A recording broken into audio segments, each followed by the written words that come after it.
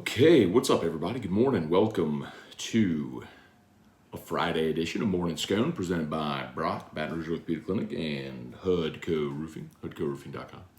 Do business with someone you know, HUDCO Roofing, HUDCORoofing.com. Appreciate y'all as always for being here with us. Happy Friday. Great weekend ahead. Tonight, Friday, we got Saints and Chargers.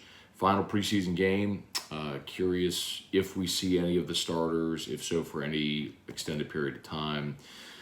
Did watch some of the preseason games last night, namely the Texans and Niners, because Stingley, got to see Stingley play, who did play and played a good bit there in the first half. So got to see him make a couple of tackles. I think there's a good chance we might see some more of the starters. I definitely do not want to or have any desire to see Jameis run out there if he's hobbled in any way. Same for Michael Thomas and his hamstring. Let's just make sure these guys are healthy and ready to go for. Sorry. Every time, y'all ever seen the video of the Microsoft launch party from 1995? It's the Windows 95 launch party, and it's Bill Gates and Steve Ballmer, and it's all these like really nerdy computer guys in the mid 90s on stage, and I think they're playing "Start Me Up" if I'm not mistaken. Yeah. So they're playing "Start Me Up," and they're like, because that was the, if y'all, I don't know, maybe I'm dating myself a little bit, but if I remember correctly, like, the Windows 95 ads, like the commercials for Windows 95, were set to "Start Me Up." Anyway, from the Stones. So it trips me out every time I see that video. If you've never seen it, go look it up. They're just like kind of dancing on the stage, hype huddle. Just think the most stereotypical computer nerd that you can imagine, like out of Central Casting, dancing to "Start Me Up" on a giant stage. Anyway. Okay. Whatever. Brian Kelly had his first radio show last night. If y'all got anything, fire away. Let's get to your questions. You know the drill. YouTube, please subscribe up to the channel. Smash the like button if you haven't done so yet. Facebook, please like the page, share the post. We appreciate you. Truex, what's good, man? Lowell Cormier, Kelly Gross, Glenn Thomas, excuse me. Yeah, man, it's a tight end Taylor looking really special. So you're talking about Mason Taylor, son of Jason Taylor, and he kind of has been drawing rave reviews. Kelly said on his radio show that he's got 7 tight ends that are in the NFL presently. He said Mason Taylor is as good as any of them. So high praise, and that's something that Brian Kelly has told us consistently from the beginning of camp, which is Mason Taylor has been a really pleasant surprise. So, and that he is going to contribute. So, look, Cole Taylor is probably most known for having a shoe thrown against Florida in the fog. Nick Storrs is a pitcher who came and took a medical retirement and now is back. And then, of course, 82, who was the quarterback who converted the tight end, walk on, like Jack Mashburn.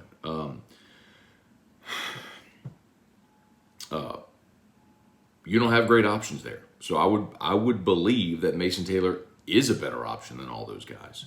So how much is he ready to go roll in as a freshman in the SEC level? We'll see.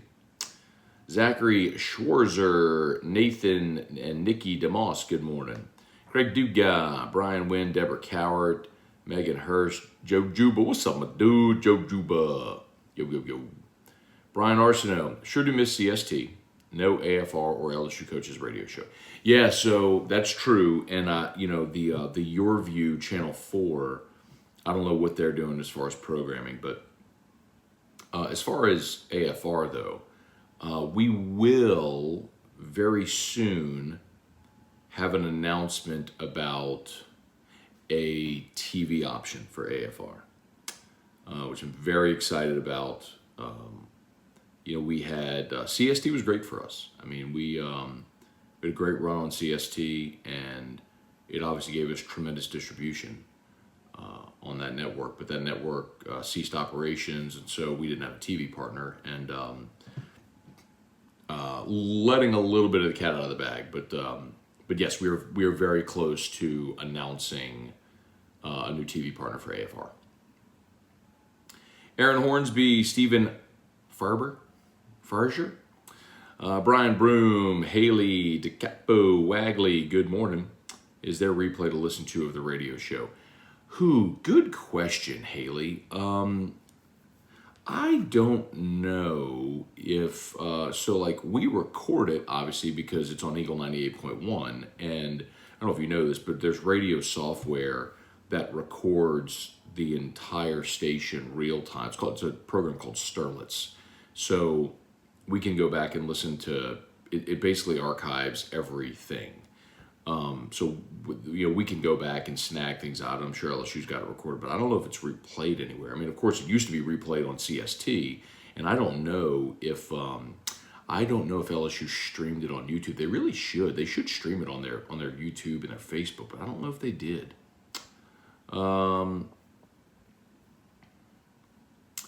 Right, Cameron Machin. Good morning, Machin. I don't know why I always mess that up, Cameron.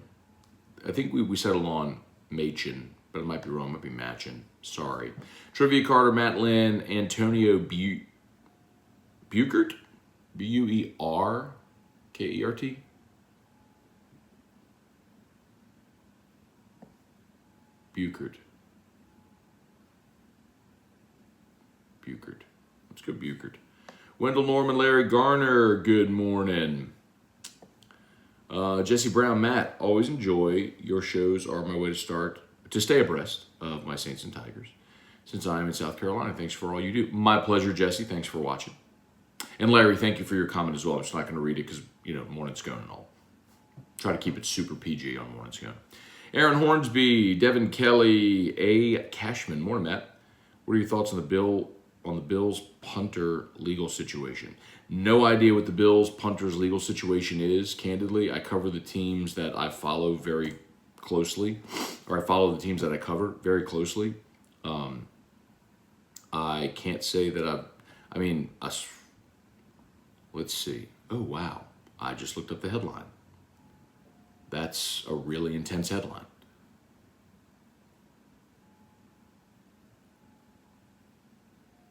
Wow.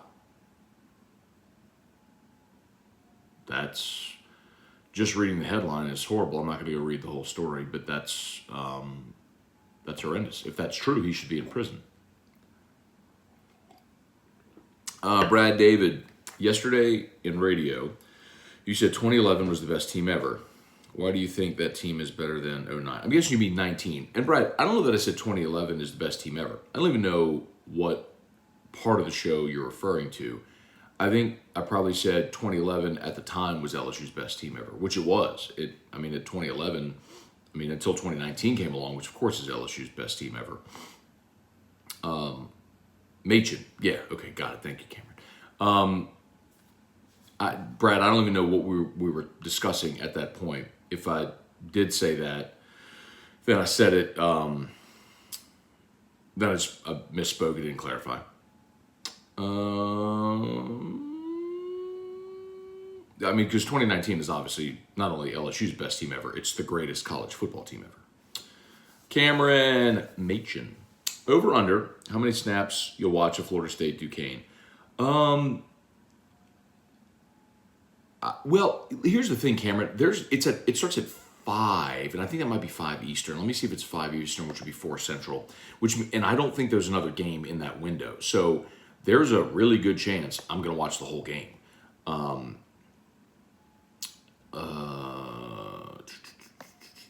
Okay. Like Nebraska Northwestern is at 11:30 a.m. That's the one in Dublin. I'm going to watch that. I'll be up and I'll watch that for sure. Wyoming, Illinois, and then so it's 4 o'clock on the ACC network. So I'll stream it. Duquesne, Florida State. There's not another game that I want to watch until Vandy at Hawaii at 9:30. So I'll probably watch the whole thing. If it gets out of hand, let's see, 4, 5, 6, 7, 7, end at 7:30. I probably might leave to go get some dinner or something, but I'll watch probably the whole thing. I'm interested. And it's football. I haven't been able to watch football in so long. Yes, I'm excited about tomorrow. There's not a lot of great games, but there's 1, 2, 3. There's 11 games. So, again, it's not a great lineup. There's no real game you're super pumped about except the Nebraska Northwestern game in Dublin. But, football, I'm ready. Oh, good question. Brad asked about Tiger Zone. No Tiger Zone. They made the decision to retire Tiger Zone this year. So no Tiger Zone following the coach's show. Matt Lusto, what's going on? Trivia asked about the headline. Morning Scone, PG. Not going to read the headline. A. Cashman, good morning. Jed Meir. Morning, Matt. It honestly wouldn't hurt my feelings if we don't see Winston today. I don't want to see some crazy linebackers trying to make the team flying into him tonight. Yeah, I don't need to see him at all. Especially considering, if he were 100% healthy, I'd say, okay, you want to give him some run, that's fine. Give him a few series. If he were 100% healthy, I'd be okay running him out. But he's not. You're coming off the knee injury, and he's had the foot injury in camp. I don't need him out there. Let's see, how good is the Saints punter when you kick an 81-yard punt in the NFL makes you take a random drug test? Let's see, Hunter Eilers, good morning. Antonio, Matt, it's pronounced like Burkert. Got it. Okay, Antonio Burkert. Got it. Joey Vincent, good morning. Brad David, I meant you said 2011 Saints was the best team ever. Because the 2011 Saints were the best team ever. That was the Saints' best team. The 2011 Saints offense, I believe, still holds the record for the most yards in a season. That team was the Saints' best team. 2011 was a better team than 2009. Nine won the Super Bowl. So it's the one we'll remember. But 2011 was a better team. Breeze broke the single season passing record with 5,476 yards. The team broke the offensive yards from scrimmage. Darren Sproles broke the all-purpose yardage record. They averaged 34 points a game. Second in the league in sacks. No sacks allowed. Only 24 sacks allowed, which was second in the league. They were undefeated at home. The thing that sucked is that was just a year where the Packers went 15-1. The Packers went 15-1, so the Saints were the 2 seed and had to travel to San Francisco. And you lost on some Vernon Davis, Alex Smith miraculous BS. But yeah, 2011 against 2009 Saints, 2011. Aaron Hornsby. Where are we? Sorry, y'all. Glenn Thomas, those apples don't fall far from the tree. I don't know what that's about. Lowell Cormier, Matt, do you see Coach Kelly having a dual quarterback system or sticking to one quarterback during games? Lowell, I don't think it's going to be a dual quarterback system in the sense that, I don't think they're going to have a package carved out for one guy. I think what they're going to do is they're going to start their guy, and if the offense churns, they don't play the other guy. If they start their guy and the starter doesn't do well and they need to kickstart the offense, they'll play the other guy. I don't think they don't want to do that, but they may have to. Aaron Hornsby, what's going on? Let's see. Craig Dugat, Matt, I woke up sad. I had a dream that we were beating Bingville 21-14. And I got happy because I know we're going to beat them by way more than that. Wonderful reference. Let's see. And everybody in the crowd's like, oh. I thought you said they weren't good.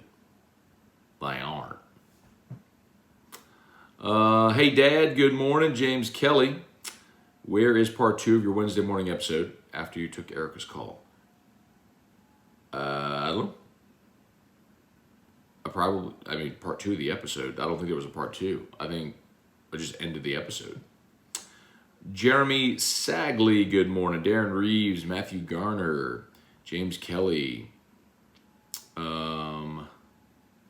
Nathan, Nikki, DeMoss, Matt. Are you worried about Neighbors returning punts being our most likely second best wide receiver? Nope. And I don't think he's the second best wide receiver, Nathan.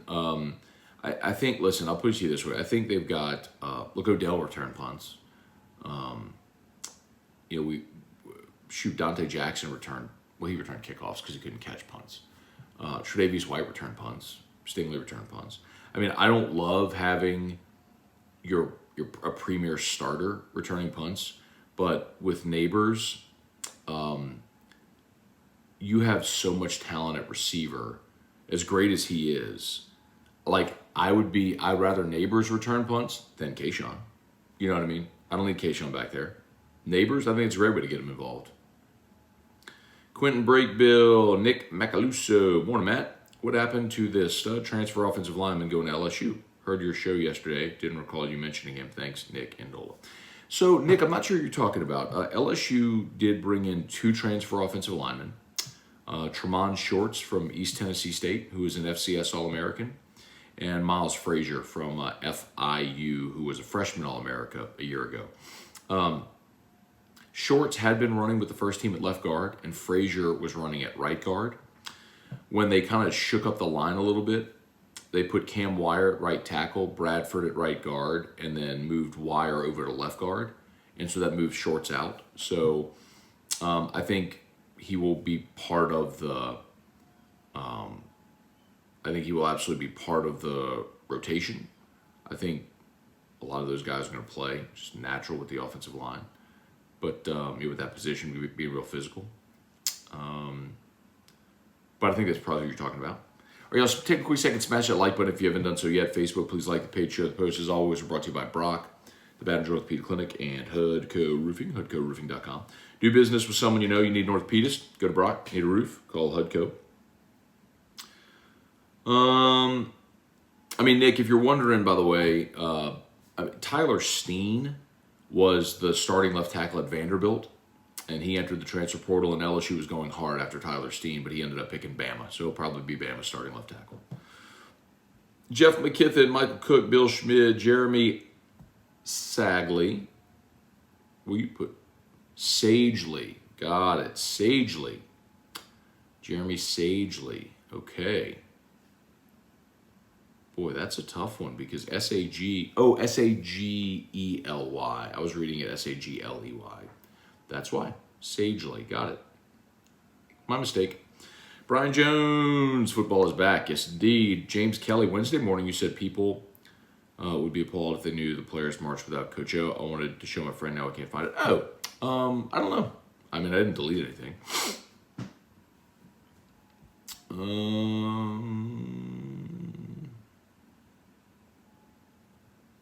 All right, let's see. Weston Weaver, good morning from the road. Taking the kids to school and doctor's appointments. Thanks for refreshing updates. Hey, for sure, Weston. Appreciate you for watching. I hope the kiddos have a great day at school. Hope everything goes well at the doctor.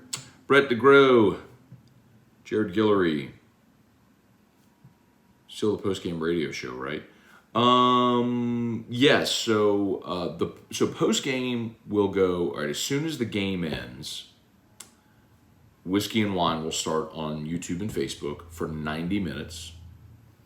So, and then as soon as that 90 minutes is up, Hanny and Hill will do post-game. So Charles Hannegriff, Jeremy Hill will have post-game honors this year.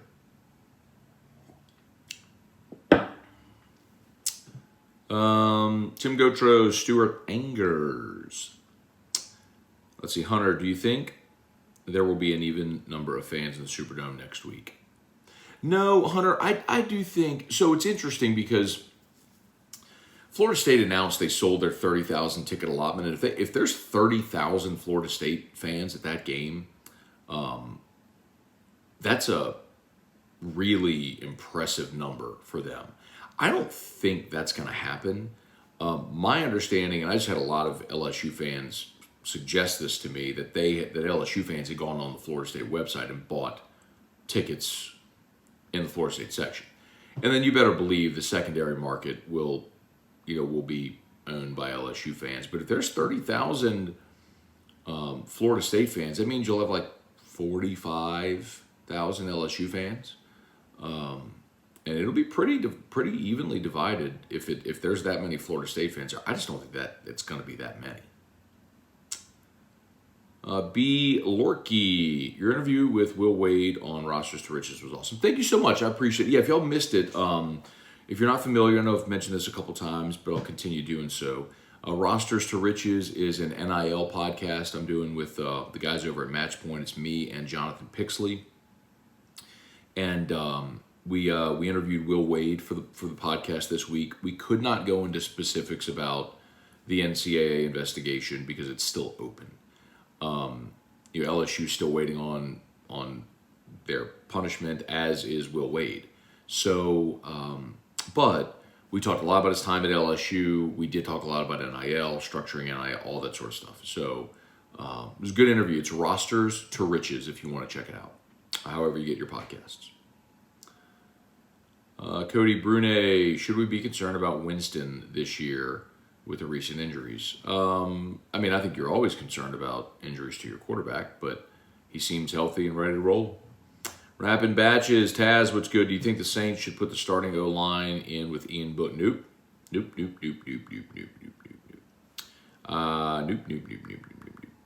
Have no desire to. Well, I'll put it to you this way. Who's that? Who asked? Taz. Okay, Taz. If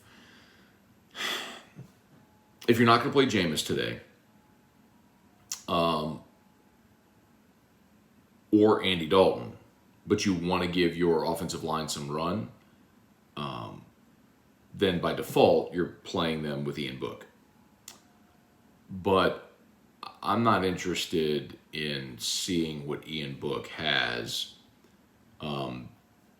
more so than I am interested in keeping the offensive line healthy, especially in a preseason where we've seen Tampa lose 2 starting offensive linemen to season-ending injuries. We just saw Tyron Smith go down with an injury that will likely keep him out to December.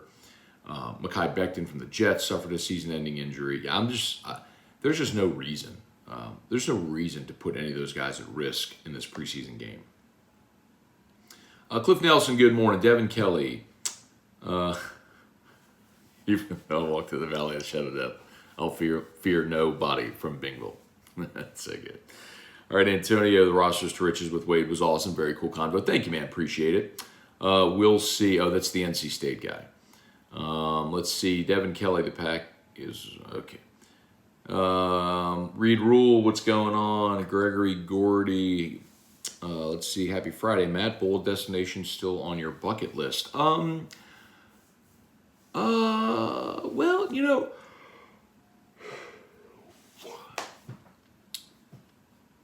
I can't really say that there's bowl games on my bucket list. I guess you'd always want to go to the major bowl games. I've obviously been to Sugar Bowl, been to a Cotton Bowl. I've been to the Rose Bowl Stadium, but obviously LSU played there last year, but I haven't been to the Rose Bowl game, which would be cool.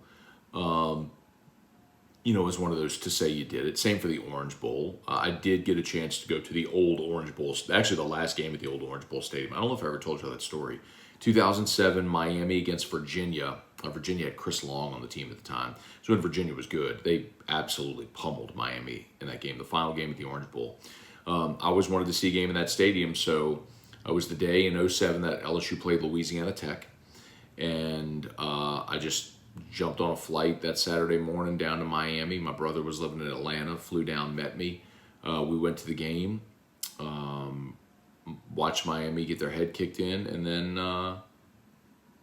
flew back early the next morning. So I went to the old Orange Bowl Stadium before they tore it down, but never been to the Orange Bowl game.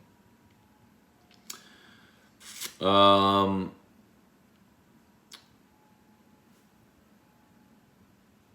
right. Let's see. We'll see. I went to the 2002 Sugar Bowl. That was 2002 Sugar Bowl was Georgia. Was Georgia? Or did they? Wait, now, hang on. Yes, Georgia. Because I was thinking, wait, was that when Georgia went to the Rose Bowl? And I think 02 was when it was a weird year. I want to say Oklahoma. Because Nebraska played. No. 01 was Nebraska Miami in the Rose Bowl for the national championship.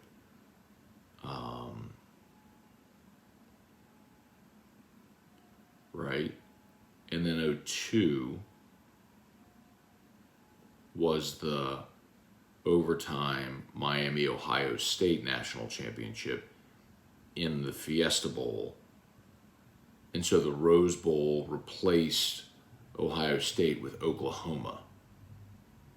2002 Rose, right? 2002 season Rose Bowl was Oklahoma. Boy, I thought it was Oklahoma, Georgia, wasn't it? Didn't Georgia play in that? So, well, let me rephrase. The 2002 season, right? So January 03, because remember when LSU played Texas that morning in the Cotton Bowl, it was Oklahoma against Washington State. Or it was Oklahoma. And Georgia played in the Sugar Bowl in 02. Again, the 02 season. They beat Florida State. Is that did Georgia beat Florida State? Didn't Mark Richt coach against his former team?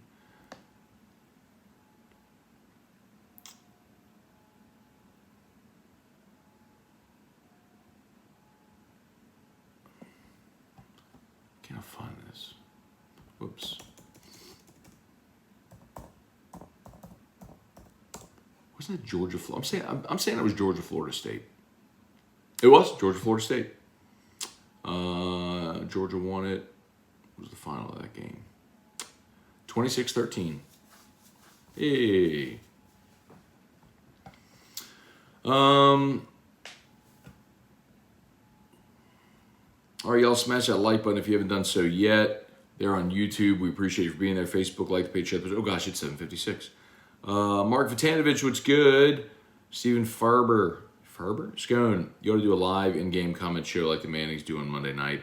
Stephen, we've done companion shows for a lot of events over the years, and we cannot do them for any LSU events anymore as part of our Guarantee Media's contract with LSU sports properties. So I guess I could do it for Saints stuff, but cannot do it for LSU.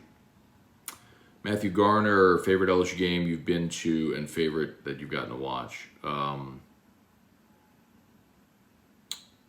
Oh man, there's so many. That's such an impossible question.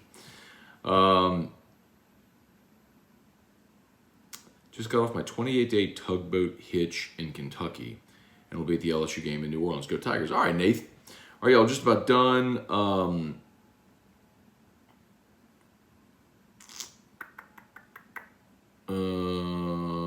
Scott, random question, was Coach O an alcoholic? No, I mean, I think he has very well documented issues with alcohol earlier in his life, but he wasn't drinking, as I understand, while he was at LSU. Oh my God. Why are y'all actually engaging with the NC State guy? Like, he's very clearly, just ignore him. He's very clearly trolling. Just ignore him. Okay, we are done. Y'all have a fantastic day. I'm going to get Drew up, get him out, get him to school. LSU Daily is already live, so please check that out. AFR at 3, and we'll see you then. Peace.